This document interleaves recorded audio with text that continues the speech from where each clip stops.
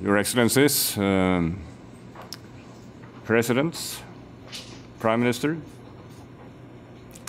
and all participants, it's a real pleasure having you here. Let me just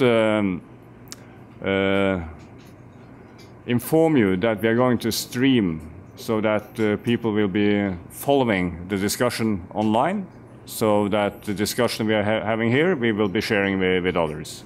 So we then have the pleasure of having the President of IPA, who will then open the meeting. Thank you very much, Geir. We are still waiting for the Foreign Minister of Spain, but he's a bit delayed, so I think we have to open before he has arrived. Excellencies, ladies and gentlemen, good morning, everybody. It is a pleasure to welcome you to IPI for this breakfast meeting on the promotion of gender equality and women's rights. It is indeed a privilege for IPI to co-host this important discussion with the governments of Chile and the governments of Norway. We are very pleased today to welcome President Michelle Bachelet and Prime Minister Erna Solberg from my country. President Michelle Bachelet has led the country of Chile since March 2014, as you all know. She also served as president from 2006 to 2010, when she became the first female president of her country. President Bachelet was also the first executive director of UN Women. Prime Minister Erna Solberg became the second female Prime Minister of Norway in October 2013, and she previously served as the Minister for Local Government and Regional Development. We are also very, very honored to have with us today President Ellen Johnson Sirleaf, the President of Liberia and Nobel laureate Peace Prize receiver. President Bachelet and Prime Minister Solberg, we look very much forward to hearing your views on women's political, social and economic empowerment during this year of anniversaries. The 20th anniversary of the Beijing Platform for Action and the 15th anniversary of the adoption of UN Security Council Resolution 1325 on women, peace and security. As you all are well aware, global progress on realizing women's rights is mixed. We look forward to your ideas on accelerating women's empowerment from participation in peace and conflict processes to sustainable development. We are interested in particular to hear your views on empowering women as leaders and recognizing their influential roles as peacemakers and advocates for equality around the world. We know that today's conversation will bring new insights and point us towards strategies to advance women's rights throughout the UN system and around the world. I'm now very happy to turn the floor over to my friend, Ambassador Geir Pedersen of Norway, the permanent representative, who will chair the discussion this morning. So Geir, the floor is yours. Thank you, Terry. And let me just repeat a warm welcome to all of you. This is a unique gathering where we can see it's rather gender balanced, and we have some who is unique in their pioneering roles, as Dr. Zuma, who is the first woman to lead the African Union, and there are many others around the table who will participate very actively in the discussion. And as has been indicated, this is an area where both men and women will have to participate if we are to succeed. And to start the discussion, it is my pleasure and my honor to give the floor to President Bachelet. Well, thank you very much for this opportunity. And it's really like coming back home, because we also had in this institute a lot of other activities in the past regarding women's rights and 1325 too. It's an honor to be part of this dialogue with so important people and so good friends that I see around the table. I think it's a chance to discuss on progress for the struggle of gender equality. And I know that we all here have common values and share a long-standing commitment on this regard. For both Prime Minister Erna Solberg and me, promoting progress towards building a more equitable and just world that guarantees the rights of women and girls is more than a challenge. And we were talking some minutes ago. It's a necessity and an obligation. And I know also the President of Liberia, Ellen, and Dr. Suma.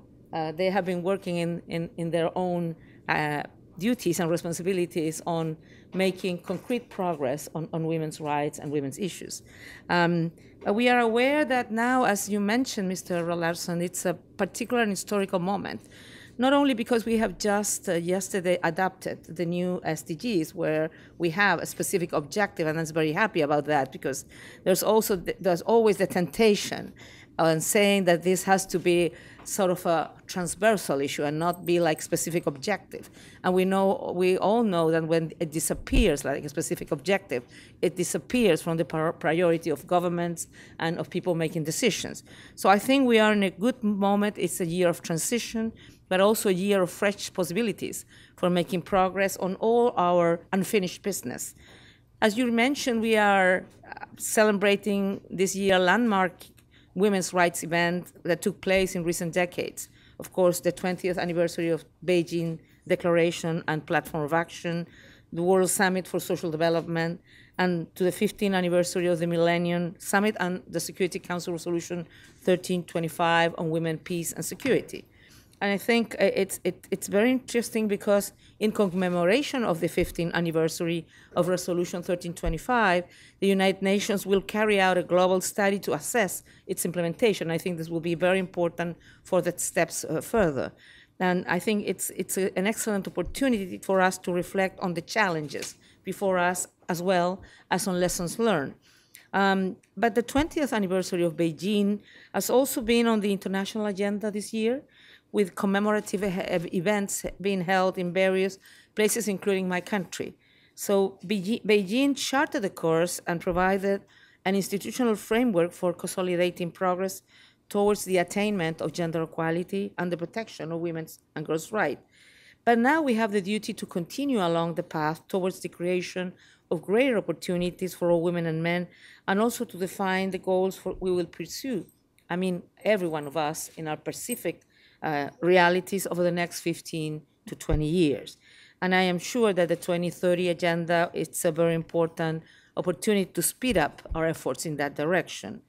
The goal 5 aims to achieve gender equality and empower all women and girls, setting specific targets for combating discrimination and violence against women and girls, valuing unpaid domestic work, but also I would say promote much more paid work also, and promoting the effective participation of women in leadership positions.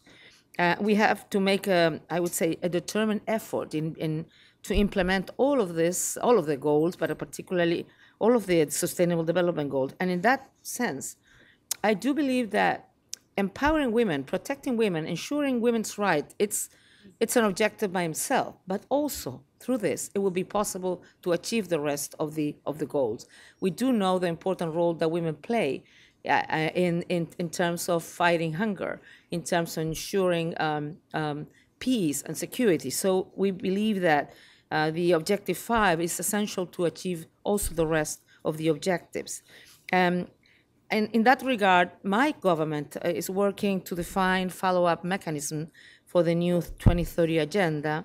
For example, we have already done, we were the first country in Latin America that we developed the plan of action for the resolution 1325, and this year we already launched the second national plan, adjusting it to the new realities.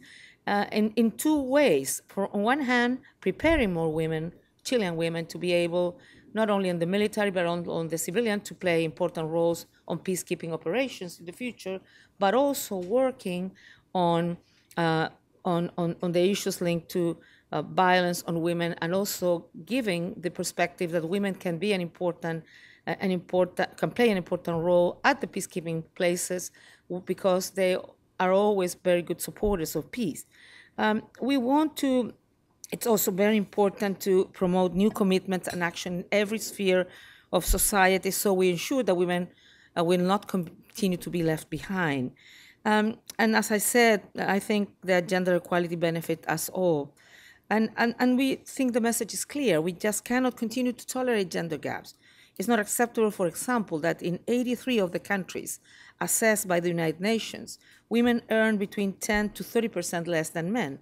And this is not only Latin American, African, or Asian countries. Even in Europe, we have sometimes those kinds of figures. Or, for example, violence against women. Violence against women is not only in underdeveloped countries. We do have violence against women all over the world. So there's a lot of barriers. We need to continue working, cultural barriers, but mainly we have to work also to remove barriers to women's participation in the labor market and fight for equal pay.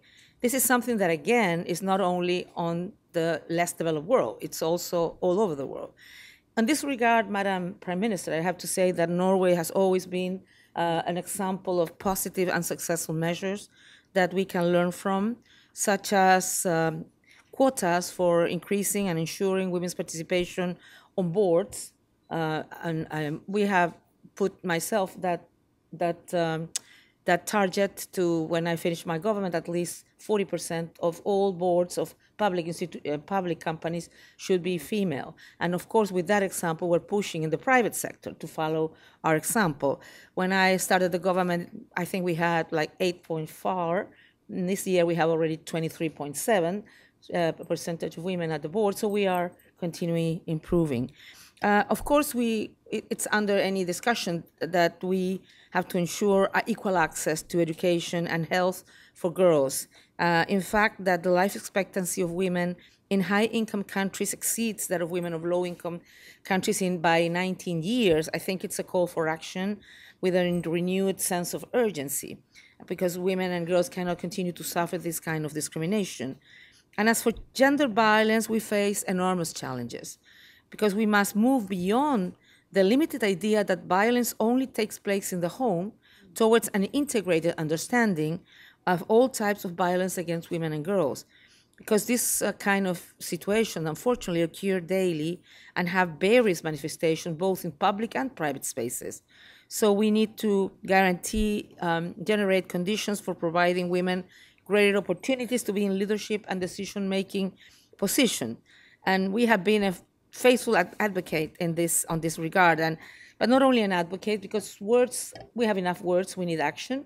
So we also changed the electoral law at the beginning of this year, and from now on, for the first time, and after many years of struggle, in Chile, the parties should inscribe 40% of the candidate has to be female. But because we know that life is not easy for women, we have incentives, if I may say. Parties who won't fill that requirement will not be able to register a non-candidate. So it has to go with 40% of female candidates. But on the other hand, we know that many times parties put women that will never be able to be elected. So we have a positive incentive. Parties who elect more women will have economic rewards. So we are trying to find a way to break all the obstacles for women's political participation. And of course, we are working very strongly on one of the more important issues, is how we change the culture so women are not seen as citizens of second class. And in that sense, I'm always thought that symbolic issues were important. That's why I think it's so important to have more women in parliament, in office, on boards, as CEOs, because that means that it shows that women have the capacities, and that is a good example for many other women and little girls. But it's so important to open up spaces for dialogue and cooperation towards vision for supporting and facilitating efforts to address these global challenges with regards to women's rights. And talking to women's rights here is my good friend Babatunde Osotimehin. And of course, we support all the work he has done in terms of ensuring women's sexual and reproductive rights and have access to all the necessary things so they can plan their lives. I believe that we will never be able to overcome the obstacles that permeate our societies if we do not adopt mechanisms for coordinating national and regional efforts. In that sense, international cooperation for development must be our tool for achieving fuller and more rapid progress towards closing existing gaps in each continent. And this includes working hard to guarantee the rights of women by promoting efforts to bring about their active and broad participation in all spheres of society.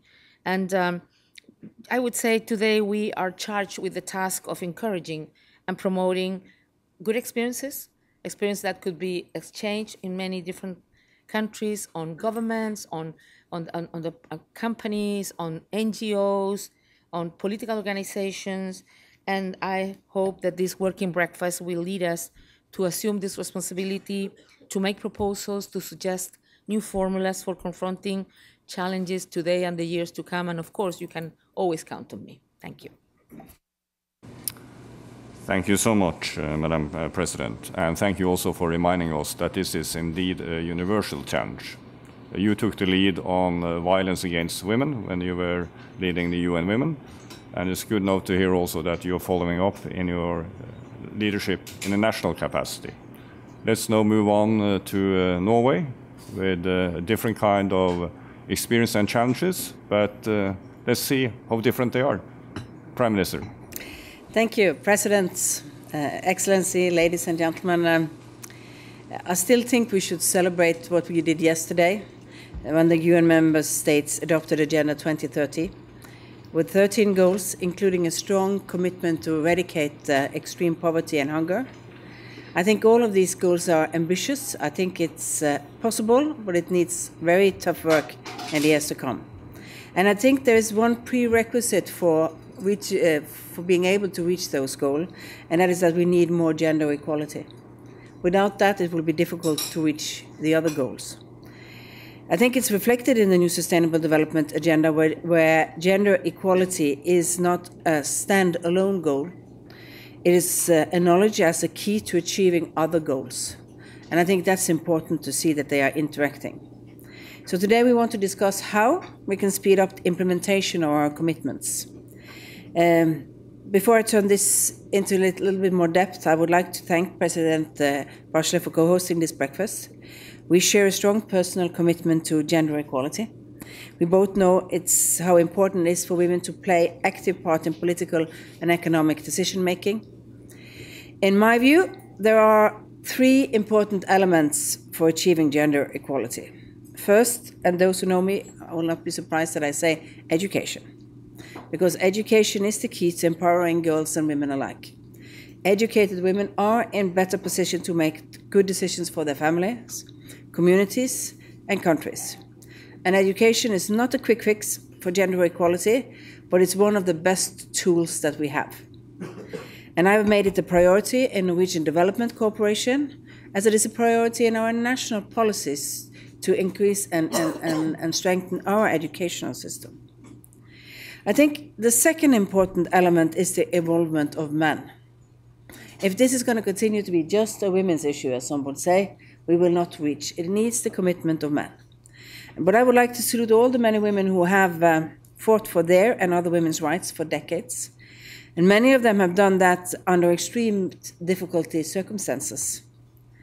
Nevertheless, gender equality is also about men. Men need to be engaged. Men need to take more responsibility for gender equality. It has been used before, but there is a comparison with football that it's a good one. And that is that you won't win the game if half the team is just watching. And if you don't get women participated on the same level, that's what happens on your economic life, that's what happens to your social development in a country. If half the team stands watching, you will not reach your goals. So we need men, including the men around this table, to become and continue to be champions of gender equality and peace.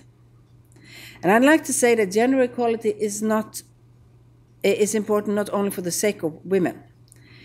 It's also because it has positive impacts for women and men.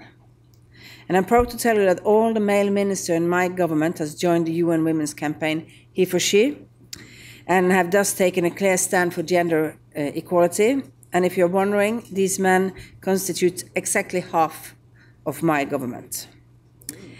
The third important element is that we must not accept the use of tradition, culture, or religion to deny or to scale back women's human rights.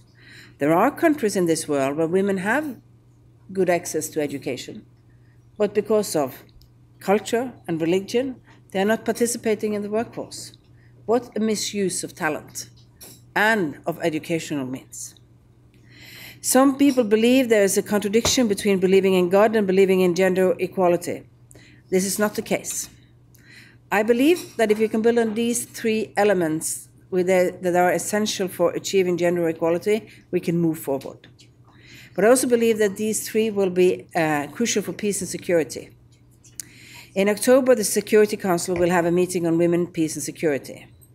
And I'm glad that our Spanish colleagues have set themselves high ambitions for the outcome of this meeting. When we launched our new national action plan on this topic earlier this year, I highlighted the threat of violent extremism, not only to individual women's safety and lives, but also to women's rights in general. And I urged the Security Council to put the issue of violent extremism on the agenda for the October meeting.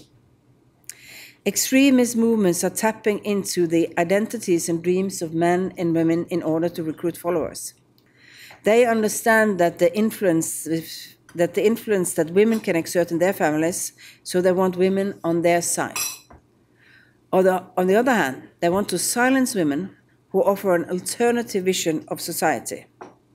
But it's exactly these voices that must be heard. This is why it's so important for me that we include gender dimensions in our efforts to prevent and combat violent extremism and address its root causes. For Norway, the other important focus area for the implementation of Security Council's resolution on women, peace and security is women's participation and opportunities to influence developments. Women and men experience conflicts differently. We have to understand that. And without women's voices at the negotiation table, vital perspectives are lost. Important issues like gender-based violence, livelihoods, ownership of land will receive less attention if the women are not participating. There is evidence that the effective participation of women in peace processes increase the chances for drawing up a lasting peace agreement. So finally, I welcome the new alliance of women's organizations against violent extremism, which is represented here today. The work they are doing is having an impact. It's important that they are heard, and that can influence the decision-making. And I'm especially looking forward to hear what the civil society organization have to say in today's discussion. Because as politicians, we can lead, but really making the grassroots move, I think we need a civil society to do that. Thank you. Thank you so much, Prime Minister, and for reminding us that we do need the full team if we are to be successful. And it's now a pleasure to move on and to give the floor to the Foreign Minister of Spain. And as the Prime Minister mentioned, Spain will be the President of the Security Council next month. And it's a very important month for many reasons, but not the least because we are celebrating the 15th anniversary of Security Council Resolution 1325. Foreign Minister, the floor is yours. Thank you very much. Good morning, everyone. As you probably know, non-discrimination based on gender is one of the top priorities of the Spanish foreign policy. We have approved a strategic plan for equal opportunities 2014 and 2016. And as just been mentioned, as a permanent member of the Security Council, we have assumed a leadership role in the promotion of the women, peace, and security agenda. Allow me to focus my intervention on this particular issue. Next 13th of October, the President of the government, Mariano Rajoy, will chair the most important debate on the Spanish presidency on the Security Council to commemorate the 15th anniversary of the adoption of Resolution 1325. This resolution represents a milestone since it introduced for the first time a gender perspective in the work of the Security Council when dealing with armed conflicts. Since then, 6 other Security Council resolutions on this matter have helped to build a wide normative framework. However, this legal framework still faces considerable implementation challenges, which require new and greater responsibilities to be assumed by member states, international organizations, and the UN system. 15 years after its adoption, and coinciding with the review of the peacekeeping operation and the United Nations peace-building architectures, we still hold a high-level review on the implementation of Resolution 1325. This exercise should allow the international community to address the obstacles and difficulties that have been delaying its implementation. We aspire to identify new trends and priorities for action and to renew our support to this important agenda. We want to encourage member states to assume national commitments to accelerate the implementation of this legal framework. Our aim is not only to discuss what has and has not worked since Resolution 1325 was adopted. We are also attempting to bridge the enormous gap between what is set forth in the UN Security Council resolutions and what happens at headquarters and on the ground. At the same time, my country, Spain, wishes to complete the regulatory framework addressing challenges and threats that also requires the UN Security Council's attention, but have not been contemplated until now. These issues include strengthening the protection of women and girls in conflict situations, enhancing protections against sexual violence and other gender-motivated crimes against women. Second, paying particular attention to the protection of certain groups of women, such as refugee or internally displaced women, human rights activists, indigenous women, etc.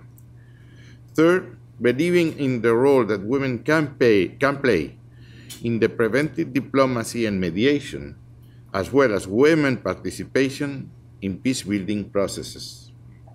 Strengthening the UN institutional architectures with regards to women, peace, and security issues by setting up an informal group of experts to promote the on-the-ground implementation of regulations, as well as prioritizing women, peace, and security concerns in all geographical issues on the UN Security Council agenda.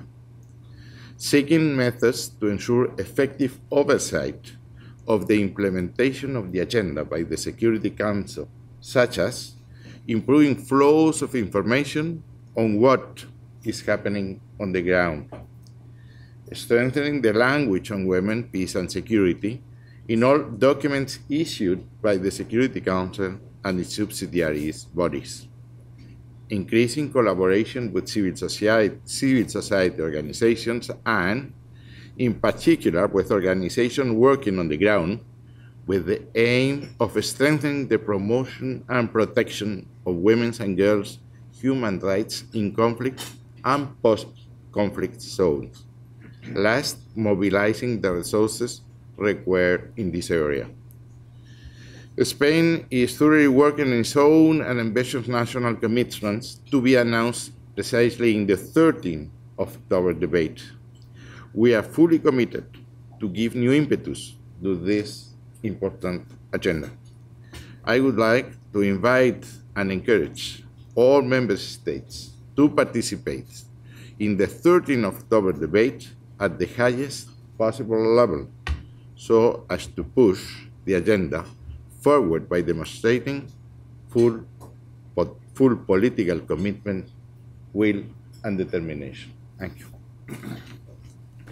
Thank you so much for sharing with us what I think is a very ambitious agenda, and also for giving us a challenge on how to move forward with the implementation of Resolution 1325. I think what we have heard is from the President and the Prime Minister is basically, a political call for action on how to implement gender equality and how to make it a reality. And I would challenge the panel to also to address that. And then, as we just heard from the Foreign Minister, also challenge you on when we are going to implement Security Council 1325, what are now the key elements? We have 15 years of experience. What have we learned? And what do we need to do to make sure that actually we see a change, both on the ground, when we, as the Prime Minister said, when we're actually doing the negotiations, and of course also within the UN Secretariat, that we know will play a key role when it comes to these areas. President Johnson Sirleaf, could I disturb your breakfast and ask if you would be willing to share with us a few of your experiences? You have experience as both a leader when it comes to gender issues in Africa. You have also experience when it comes to on the ground, how to implement peace and security. And as a champion both of peace, security, and gender and equality, we would love to hear from you. Thank you. Here is the one.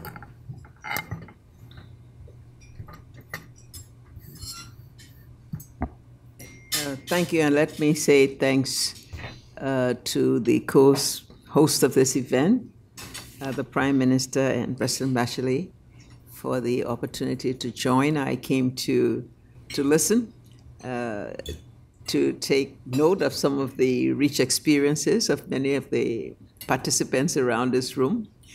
But thank you for the opportunity to say a few words. Liberia is a peacekeeping country, has continued to be for several years. A peacekeeping effort that has concentrated on training the army, the police, and the other security forces.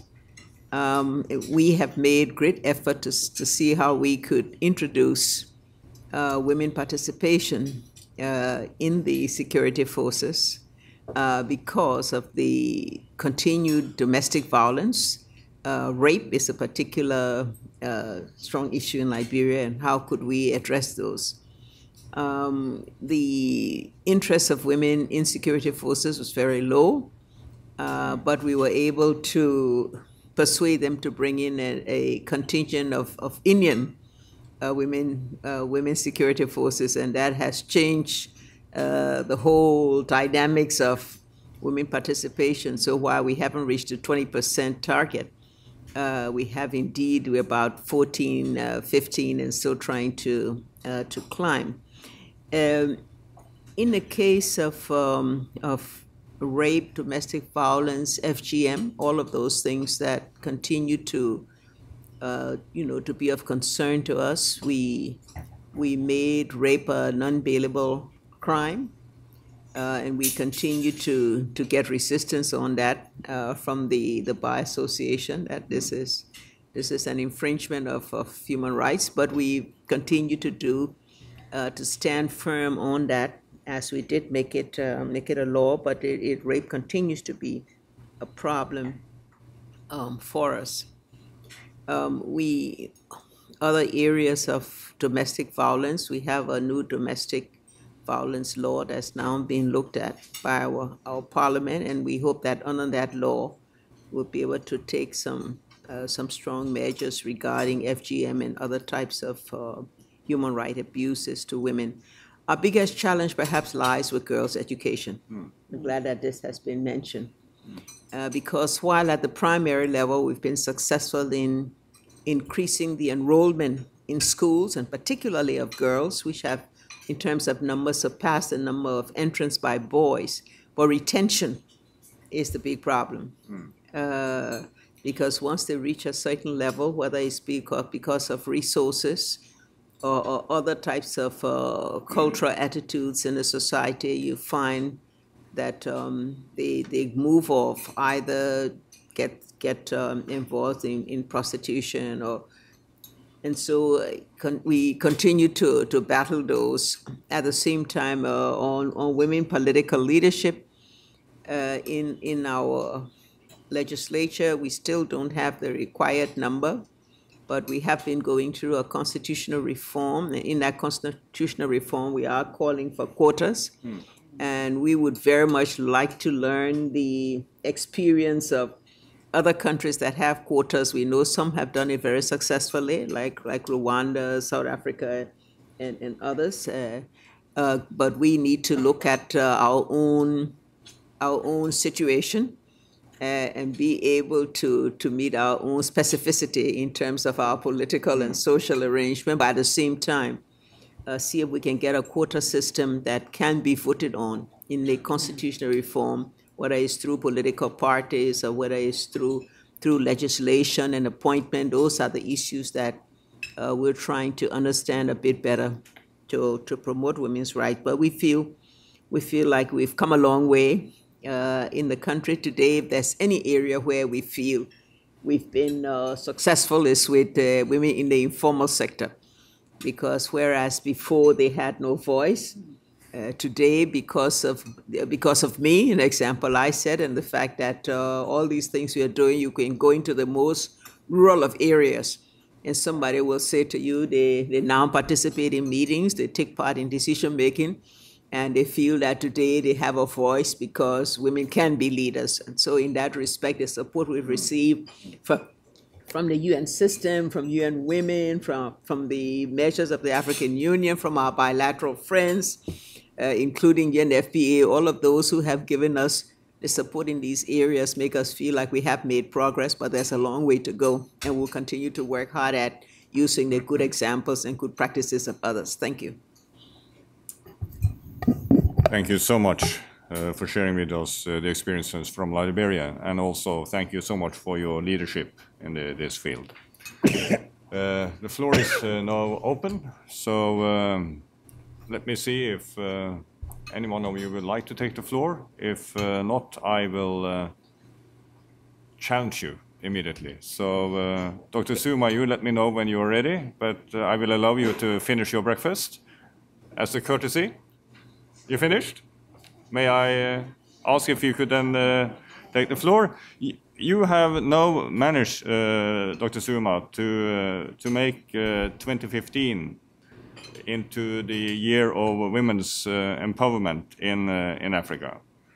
My guess is that this is not least due to your efforts to make this into a year of women empowerment, but it's also, I think, an expression of the change that is taking place in Africa. But please, Dr. Zuma. Thank you very much.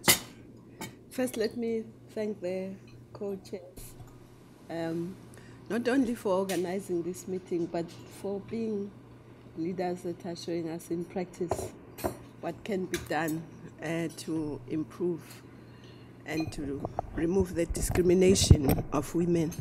So we thank you for being role models in every respect. And I also like to thank the President of Liberia. We see her as our star on the continent in many ways, but I don't have time to elaborate on that. First, I would like to just say I agree with everything that has been said, so I'll just highlight a few things. One, I think the issue of education for girls is very important. This has been highlighted, but I think I want to just say on the continent, it's even more important to ensure that girls go beyond primary education and also to begin to refocus some of them into the areas of science and technology, because that's how the future economies will go.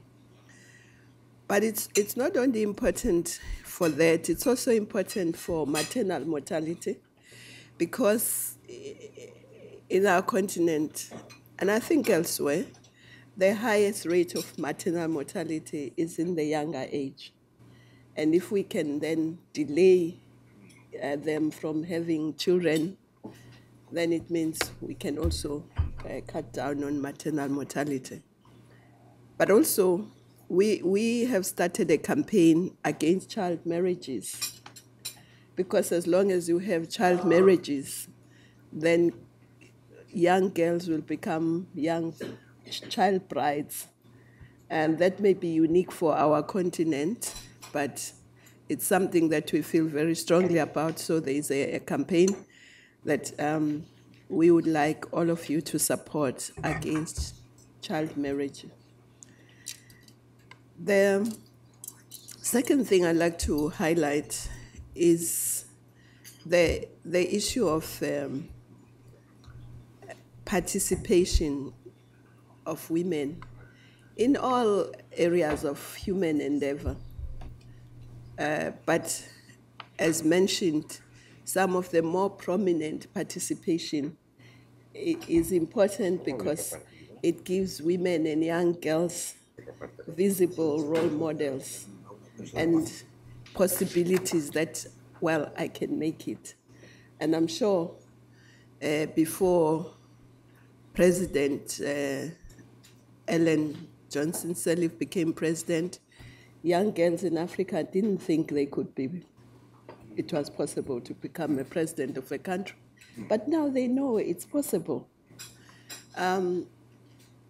So in terms of participation in parliament, I'll just say something because President Sirleaf has just said we must share our experiences. Yes, quotas in Africa in particular, most of the countries that have done well are those who have quotas either in their electoral law or the ruling parties. Like in South Africa, there is no quota in government or in the law, but the ruling party has a quota of 50-50 in its own constitution. So when it does the parliamentary list, it has to be a 1-1-1 zebra. And also we realize that sometimes when you don't insist on the zebra, they will put women at the bottom of the list. And then when the results come, it's the men on top who go and the women remain. But they would have fulfilled the requirement, which is just ticking the box that we've done. So we have insisted that it has to be a zebra, men, women. But we have also, South Africa and a few other countries have an advantage of having a proportional representation, which makes it easier than if it's constituencies. But some countries that have constituencies have also found ways of sometimes earmarking some of the constituencies for women or reserved seats for women in parliament. They've used many different ways. But it's important that there is a kind of quota for now until it becomes normal that women go to parliament. But also we have to also insist on, and that's why it's important to work with men, because at the moment, except President Sirleaf, all the presidents are men on our continent. So we have to work with them to get women in the executive, to be ministers. And I must say, Cabo Verde is leading us. They've got 50-50, which is very good. Others have 40 and less, but we have to work with men to ensure that that happens. But the other area that we think is very important is the judiciary, because a lot of the things we talk about, violence against women and so on, for justice to be done, women have to appear before the men, whether it's the police or the magistrates or the judges. And unless there is special training for these magistrates and judges and police, women get abused even more when they appear, because if the police are not properly trained, they will just like them sometimes behave like the men who is and say, what did you do to deserve to be beaten up? As though there's a reason that is good enough for you to be beaten up. So I think the judiciary is very important.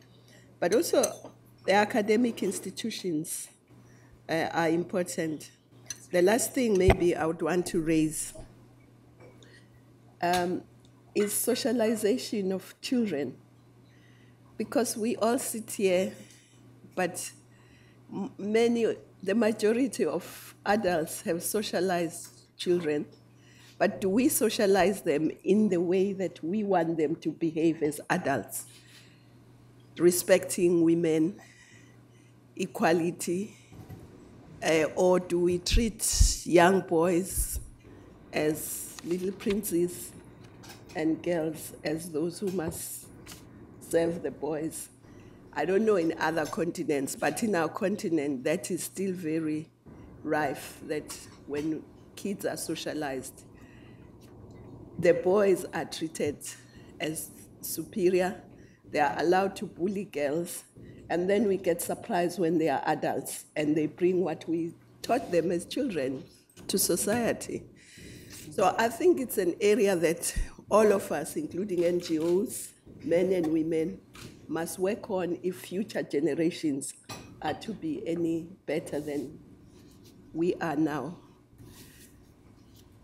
I'll give the floor to you. Thank you so much, Dr. Suma.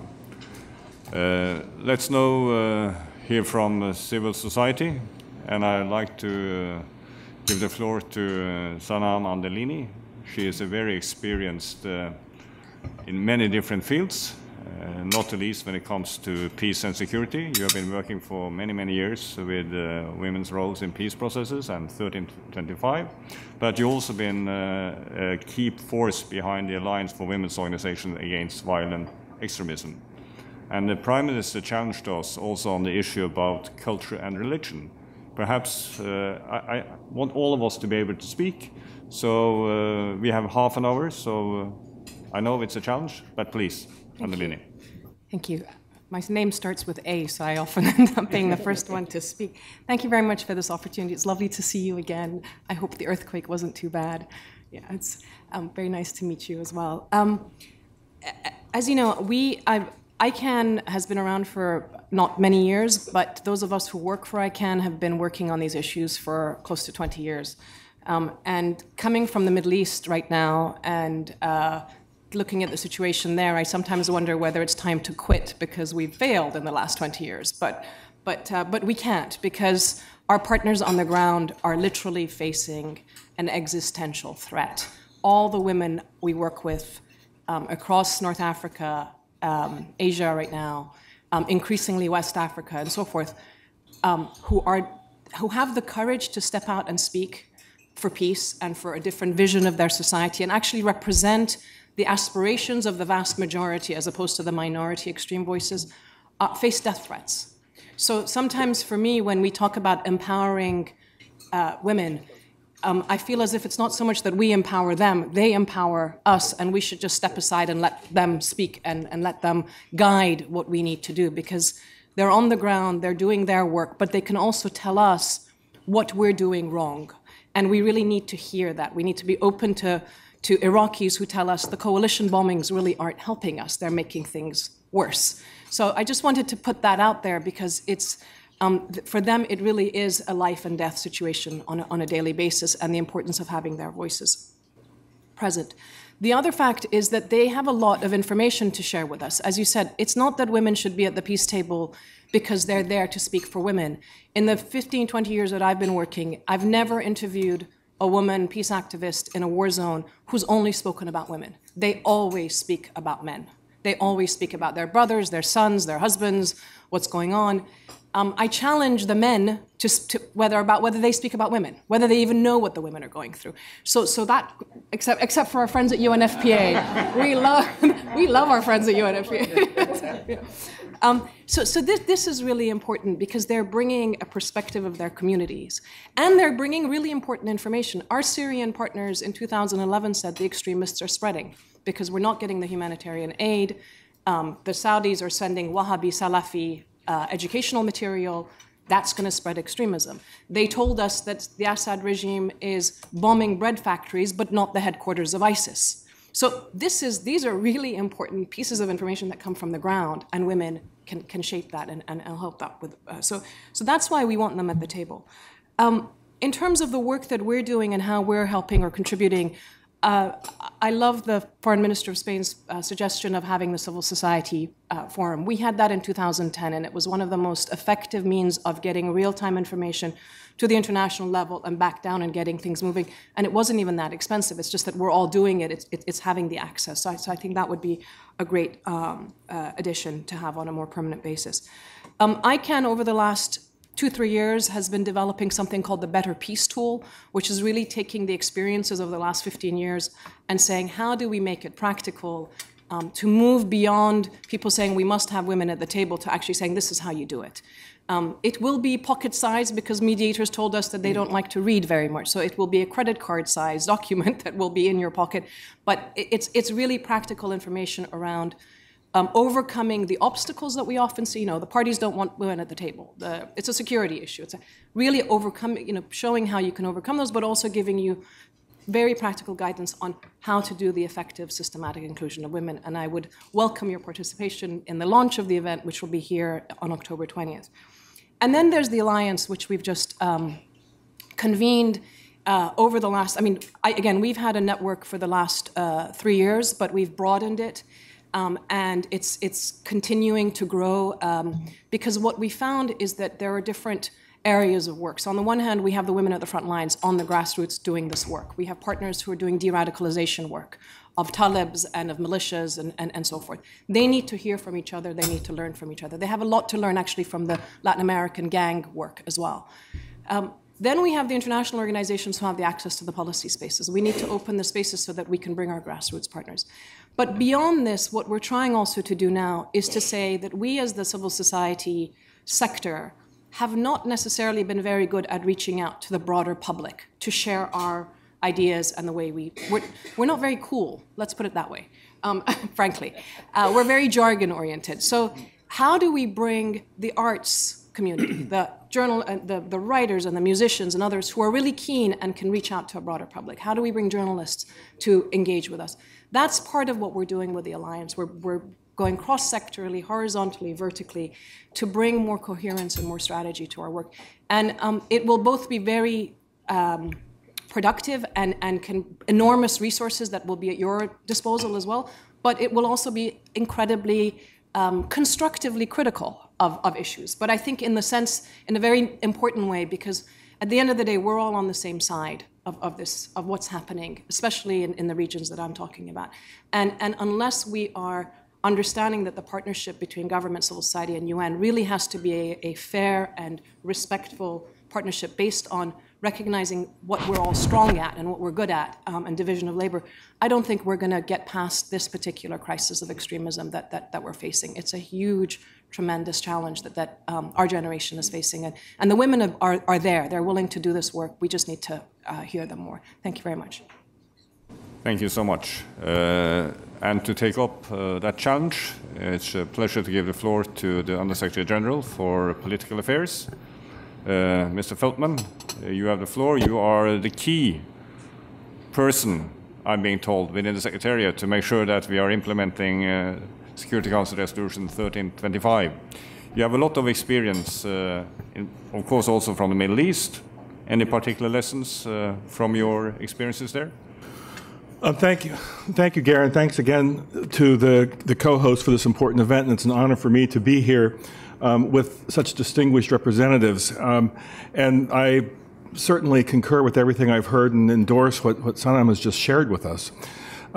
You look at the conflicts today, the evolving nature of conflicts, the spread of violent extremism, the highest number of displaced since World War II, states falling back into conflicts that we thought we had resolved. And in this environment, women's rights, women's empowerment are that much more vulnerable. And the research that we have, consistent with what Sanam shared with us, shows that if you have women involved, serious women participation, prevention works better. You can have earlier economic recovery because there's more diverse services that are done. And most importantly, you have a more sustainable process if you have women involved at every stage of the process. And so that means that for DPA working in partnership with UN Women and others, women's rights, women's empowerment are priorities in our conflict prevention, our conflict resolution work. We've made some important benchmarks. I'd like to share some numbers with you, but I don't want to oversell the case because there's more, you'll all keep me honest here because there's more that needs to be done. But since 2010, when DPA took on all 15 Women, Peace and Security commitments to integrate WPS considerations in all of our peacekeeping efforts, we've made several benchmarks. All UN mediation support teams now include women, all. Women civil society organizations were consulted in all processes, and gender expertise was provided to 67% of the processes where the UN was in the lead or the co-lead. There was also an increase in women in delegations of negotiating parties, and there's been inclusion of more gender-related provisions in peace agreements. We're also trying to train people to make sure people who are involved really understand these issues. And so since 2012, there have been 170 staff, both from headquarters and field missions, that have participated in a gender, women, peace, and security course. We've also had a high-level seminar on gender and inclusive mediation for 168 envoys and senior mediation experts from UN regional organizations, member states, and international NGOs. And now we're working to distill good practices from these seminars to have a new guidance on inclusive mediation so that anyone working on these processes can benefit from what we've picked up from the various envoys working in these issues. So we're taking steps. We're working now with UN Women to go a step further. We're looking at how to make sure that election assistance takes into account, for example, the gender issues in a more profound way than we have done so far. And we're making sure that all special political missions and envoys have a senior gender advisor in his or her office.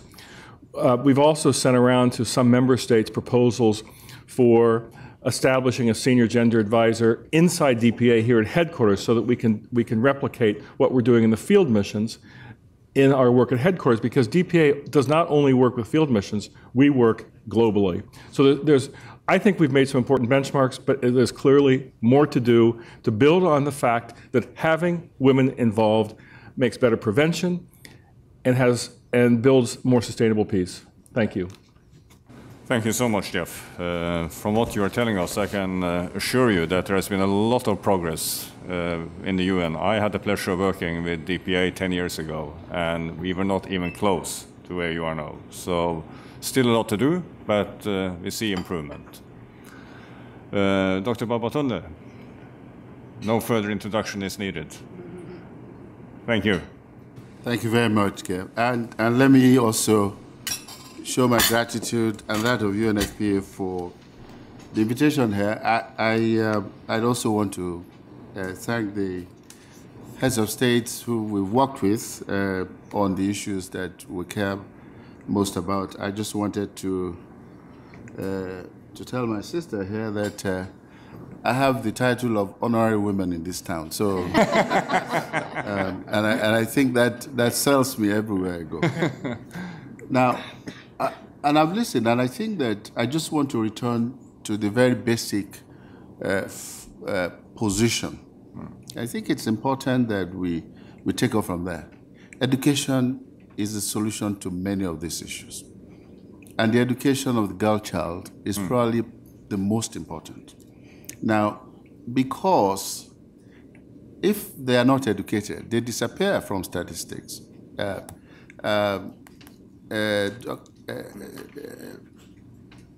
Chairman Zuma talked about early and forced marriage. Many of these girls don't even have an identity. They're not registered anywhere. And so if we can get girls to go to school, stay in school, and I think go beyond what we did with the MDGs and actually have them go to secondary education, so they are at least 18 before they begin to take decisions about their lives, will change a lot of this because it empowers them. They can decide what they want, jobs they want, who to marry and all of that. So that's the first. The second that I think I want to address is the fact that we live in a conflict-ridden world. 43% of the women we deal with are in conflict. And so as we talk about this, we must also ensure that the interventions we provide across the board, building resilience for women and girls everywhere. And I think that one of the things we do at UNFPA is actually providing them with sexual and reproductive services because it's very empowering. Being able to take charge of their bodies, being able to access family planning, I think it's very important. And we've seen that happen. And also, being able to carry pregnancy through and have a baby if they want. In the Zaatari camp in Syria, we've delivered 4,000 babies without losing a mother. This is in conflict, but it's a lot of intense work, and we have to continue to do that. Now, how do we then go forward with this? Because, I want to say, and I'm glad that within the SDGs, rights is all over the place now. MDGs, we didn't talk about rights, and everybody ran away from rights. In fact, we did not have family planning in the MDGs. It was something which was very strange, but that was so. But going forward now, I think that an investment in young people, an investment in both boys and girls, making sure that they are gender sensitive will reduce conflict and it will reduce gender-based violence. It would also would ensure that rights are respected. And I also would like to say, one thing that we've not had, which I believe we have to have now, is data. So data doesn't exist. Yeah. I mean, I'm talking about this now as if I know. I don't. I cannot. Chairman Zuma talked about maternal mortality. Maternal mortality are estimates that we all bandy around. As Minister of Health in Nigeria, people will give me 5 different estimates, but they are estimates. It is, given the technologies we have today, we have to register births, we have to do vital statistics so that everybody has an identity. That's so legal. So we can then go step forward and do sex, age, geography, disaggregation. So we know who we are reaching and who we are not reaching. Because if we do that, then we can protect rights. Then equity will be there.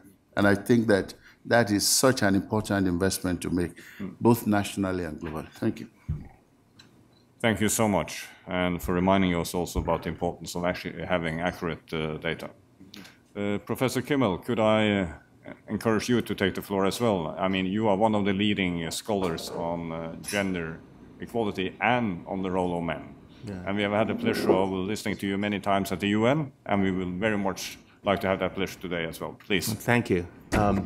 I'm going to echo several of the things that Babatunde just said as well. Let me just say initially that to correct your program, my university is Stony Brook University. We are a State University of New York campus, not far from New York City, and not Brook University. We are, the SUNY system is one of the 10 university he for she champion institutions. I wanted to say that how pleased I am to be here. Strong women always inspire me, and I'm delighted to be among so many powerful women. I run the Center for the Study of Men and Masculinities at my university. It's the world's first institution devoted to bringing activists and researchers together who are engaged in promoting gender equality and engaging men. Because we believe, as many of you have said, we believe that we cannot fully empower women and girls unless we engage boys and men. It is simply that simple. So and one of the things that I would like to say about it is that we are aware, one of the themes that people have said here is both how much progress we've made and how far we have to go. And one of the things I'd like to suggest that we consider is just how much already all over the world there are projects and programs to engage boys and men around supporting gender equality. My colleague, Bafana Kumalo from Men Engage represents a coalition of over 600 NGOs around the world, including, for example, Cultura Salud in Chile, which engages men involved fatherhood. Projects all over the world around women's reproductive rights and health, educating boys as well as girls in what we just heard, a gender-sensitive way. The education of boys is crucial, as well as the education of girls. Obviously, violence against women, one of the most intractable problems globally. And so all of these, and of course, in every arena, engaging men and boys has been crucial. So how do we do that? The question for us is, at our center, what we know is that solutions must be, activist engagement must be evidence-based. We need, as you just heard, we need the data. We need the studies that show concretely, evidence-based, that engaging men and boys has positive effects for women, for girls, and for men. And that is a really important thing. I do want to offer one caution, which is very often when men, it's about how to think about this with men. Very often when men confront gender equality for the first time, you know, they get the idea it's right, it's fair, it's just, we should do it. Other men immediately, like the light bulb goes off and they then begin to mansplain to women their own oppression, you know, like the cavalry, like rescuing damsels in distress. Thank you so much for bringing this to our attention. We'll take it from here. I do think that we have to be careful and cautious about this engagement, that it must always be in a relationship of accountability to the women's organizations that have put these issues on our agenda. And I want to make sure that we're clear that accountability is not a checklist on a to-do list. Did it check once? It is an ongoing, recurring issue that we always have to face. But when we do this, I think we know that one of the major obstacles to women and girls' advancement is the behavior and attitude of men. So we must engage men. We also know that one of the obstacles to men living the lives that men today say they want to live is the behavior and attitudes of other men. So it is imperative for men as stakeholders in the gender equality discussion to engage with this. And Ambassador Peterson was at an event, and now I'm going to suggest how one way we can do this. I think we have to start getting men to talk about being men. It's not simply that we're the cavalry rescuing women. We have to talk about how gender has affected our lives. Last year, the executive director of UN Women and myself ran what was then billed as a barbershop breakfast, a barbershop lunch, barbershop meeting for all of as many ambassadors as wanted to come. Ambassador Peterson was at that event, and it was only for ambassadors.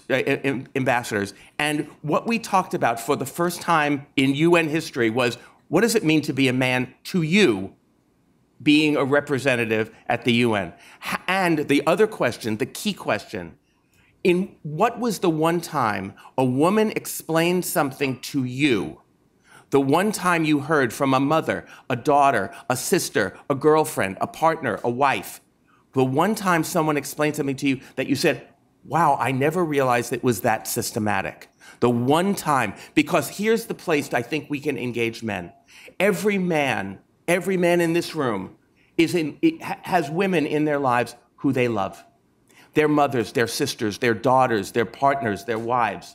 We all have women in our lives who we love. The place where we engage men is in their relationships to women who they already care about. That is an entry point for men. It is the abstract ideas about being fathers, being partners, being husbands, seeking parental leave ourselves, for example.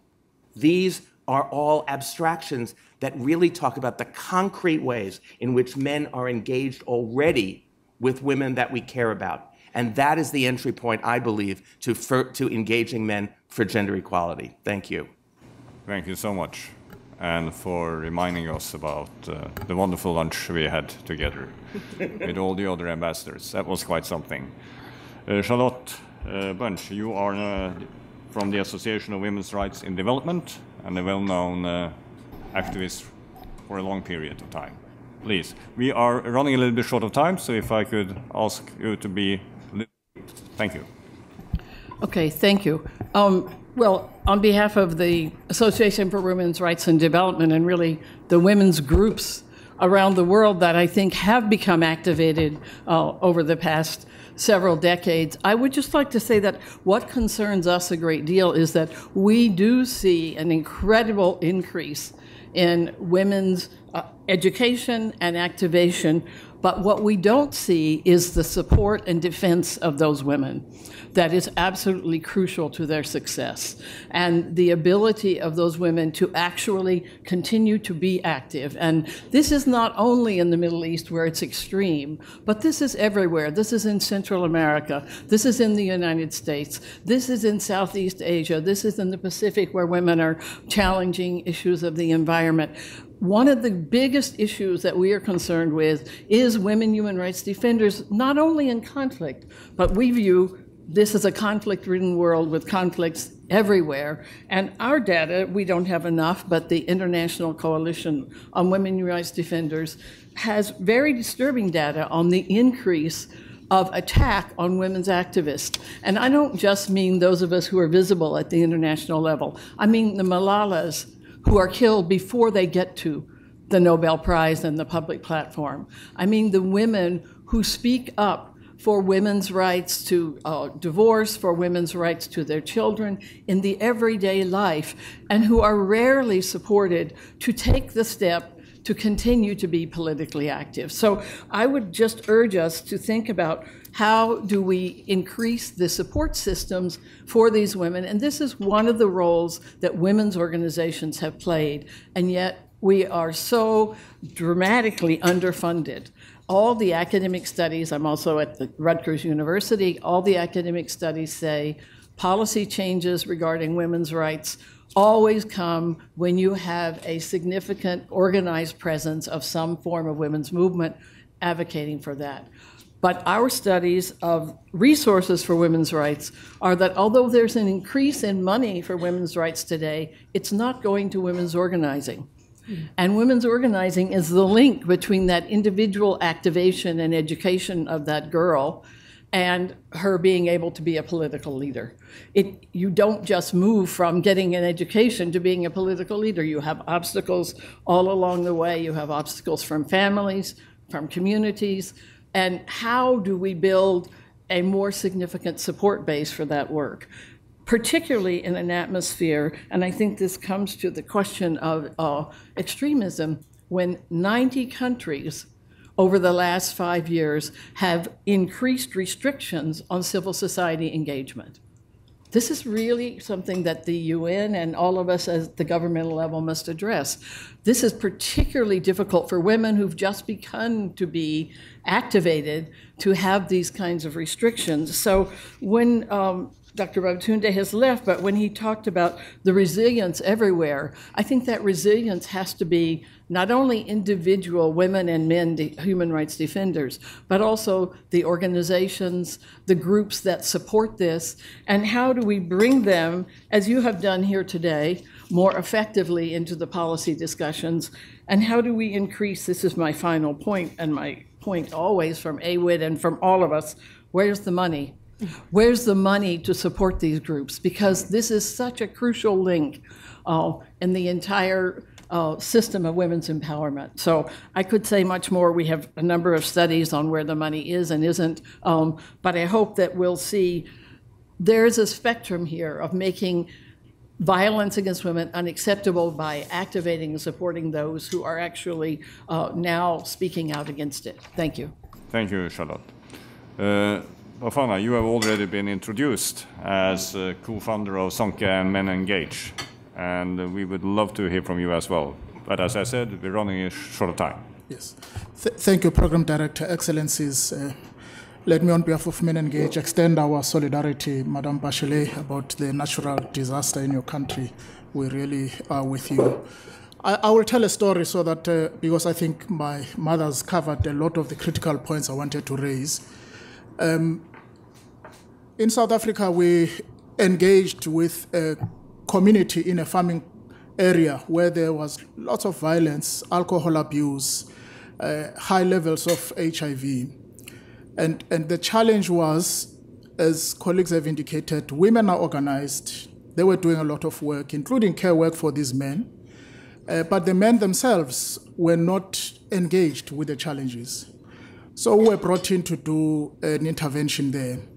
One thing that fascinated me is Mr. Khoza, who was about 67 years when we started the program, oldest man in the group, very conservative, difficult at the beginning of the training.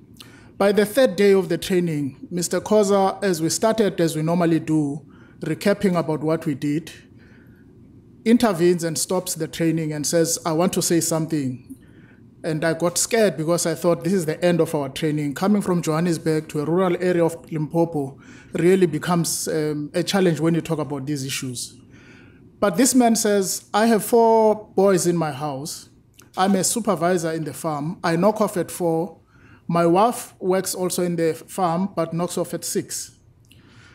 After our exercise yesterday, we had done an exercise on 24-hour days, duties in the home. He says, I reflected very deeply about what is happening in my own home. How I come back and read the newspaper, wait for my wife to prepare dinner, to prepare the children for tomorrow, to prepare what we are going to wear. And all of us are sitting there, the kids are playing, and he said, I called everybody and told the boys, from today, things are going to change in this house. All of us are going to do something. He gave a list to his boys about who is going to do the cleaning, who's going to do the washing, who's going to do the support in order to make sure that the chores are done. But the important thing about this is this man then says, Mr. Khumalo, I am willing also to change, but I can't learn to cook, I'm too old. But I will wash the dishes.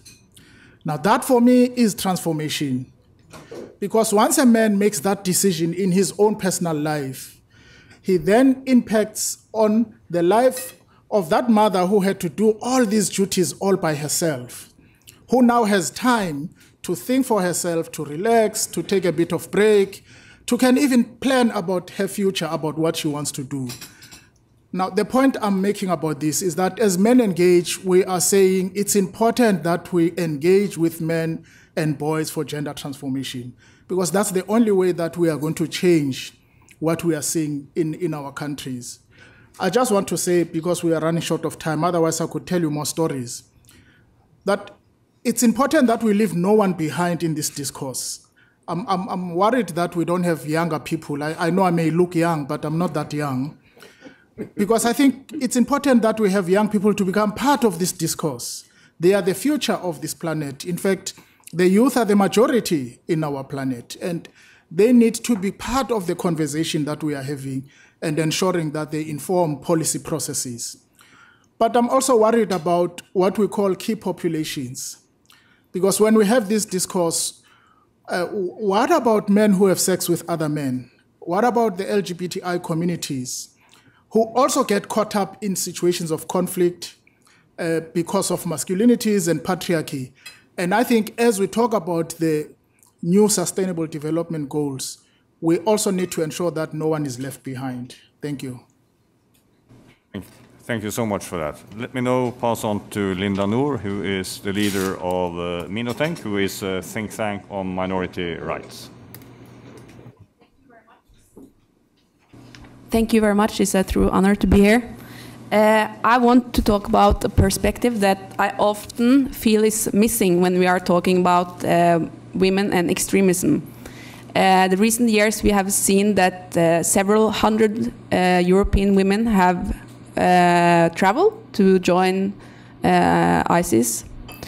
And we also can see that on social media and the internet, thousands of women all over the world are being very active in recruiting and promoting extreme propaganda and violent messaging. So I think it's very important that we need to have more knowledge and research on what is drawing modern young women towards these movements and ideologies. And we also need to have strategies how to get them out, because we need totally different strategies, exit strategies towards women than we already have developed towards men. And I think it's very important to that we need to learn more about how females and women are used in the agenda of extreme groups. For example, we see in the online magazine of ISIS, it's a female writer who are writing a 6-page defense of slavery, you know, selling women as slaves. So they are very actively using females to legitimize you know, very anti-female attitudes and norms. So that's my perspective I want to post. Thank you. Thank you for reminding us of a rather grim perspective. But last but not the least, UN Women, Assistant Secretary General, Yannick Lemaric. Thank you very much, Gert. First, before speaking on behalf of UN Women, I would like to acknowledge the tremendous contribution of President Bachelet, who was our first executive director. The Beijing Plus 20 review ended up on a fairly sobering note, saying that basically progress had been slow and uneven. But since things have been moving in the right direction, in the sense that 2015 is shaping up to be an epochal year in terms of gender equality and women empowerment.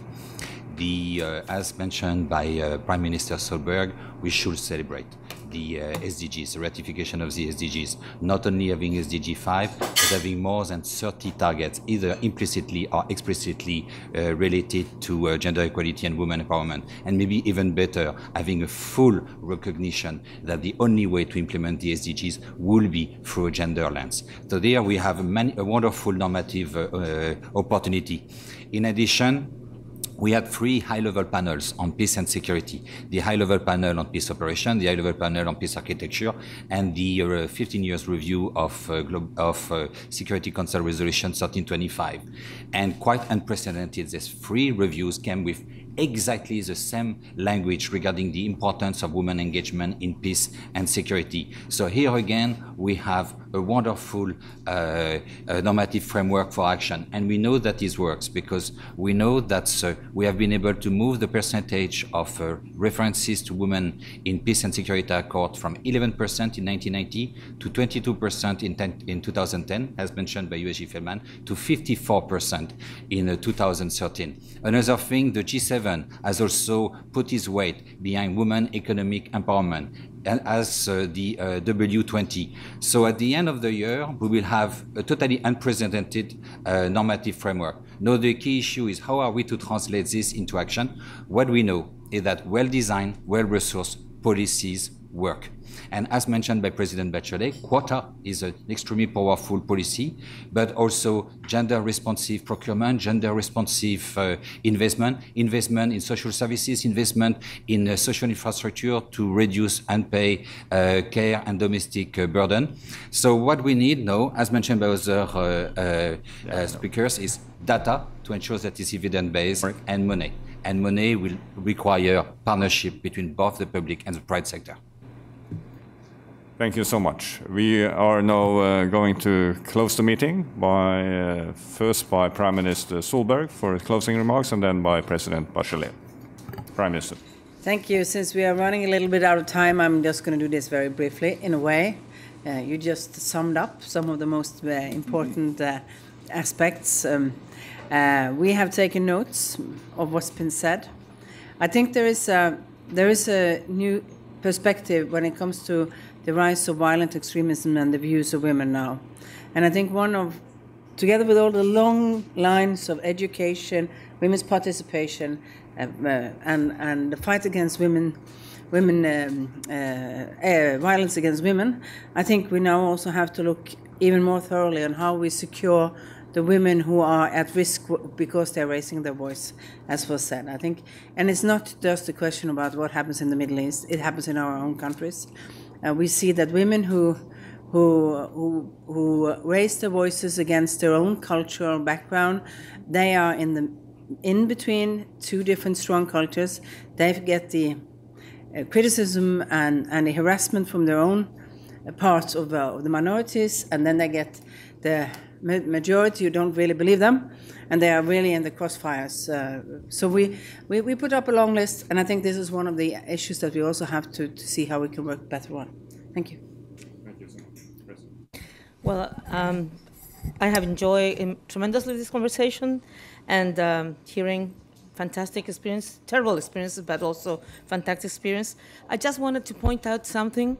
I completely am convinced that education is essential, but not any education, because you need to work against stereotypes, even in the text, when you see how they show women versus men. I mean, even the sexual stereotypes and from dressing and so on, because I was, while hearing everybody, thinking exactly what you were saying. How come that these girls who were born in Europe, even though being of Arab or other origins, they go there, they accept those kinds of conditions, so something is not enough on traditional education. We need to also work with religious leaders, with cultural leaders. On child marriage, there was excellent experiences working with religious leaders that will ask for the certificate, a birth certificate, and others. So I know that we need to do so much, and I also want to support. I heard the cry of Charlotte. Women's organization needs more support, political support, financial support. It's not easy sometimes for us, for the governments, but we understand that we need to work together. And also what Saman was saying, let's really work together, civil society, governments, UN, and but we all know that this is not a short-term run. We need to continue working very strongly. Thank you. Thank you to the President of Chile and the Prime Minister of Norway for the initiative, and to all the panelists for a wonderful contribution and discussion. Let us all give them a hand.